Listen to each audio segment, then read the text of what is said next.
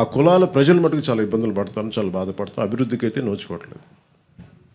ఇంకెక్కడో ఈ మధ్యన మరీ తెగించేసి బరి తెగించి వీళ్ళకి అధికారం పోగానే ఇంకా ఇష్టారాజ్యంగా తిట్టడం, కుల దూషణలు, కులాల పేరు మీద మాట్లాడటం, ఇవన్నీ ఎక్కడో చరమాంకం పలకాలనిపించింది. మేమందరం కూర్చున్నాం.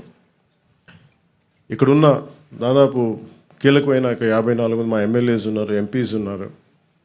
మేమందరం అన్ని విభిన్నమైన కులాల నుంచి, కానీ మేమందరం భారతదేశానికి, ఆంధ్ర రాష్ట్రానికి, తెలుగు జాతి ఉనికికి, భారతదేశ సమగ్రతకి మేమందరం ప్రతిబింబం. ఇక్కడున్న ఒక్కొక్క గెలిచిన ఎమ్మెల్యేలు కావచ్చు, పదవులు ఇచ్చిన వాళ్ళు కావచ్చు, మిగతా కులాలు ఒక కులం మీద బేస్ అవుతారు పాలిటిక్స్. సౌత్లో మా వంశీకృష్ణ యాదవ్ గారు గెలిచిన, అది అన్ని కులాల సహకారం ఉంటే నేను ఎమ్మెల్యే అవుతారు. నాయకర్ గారు కావచ్చు, బోలిశెట్టి శ్రీను గారు కావచ్చు, ఇలా ప్రతి ఒక్కరు పేరు పేరును చెప్పుకోండి. దీనికి ఎక్కడో ఇంకా మేము ఈ ప్రత్యేకించి అధికారంలో లేని వాళ్ళు కావచ్చు, మిగతా అన్ని స్థాయిలో కావచ్చు, ఎక్కడో చోట దీనికి ఒక చరమాంకం పలకాలి, కొత్త విధానం తీసుకురావాలి.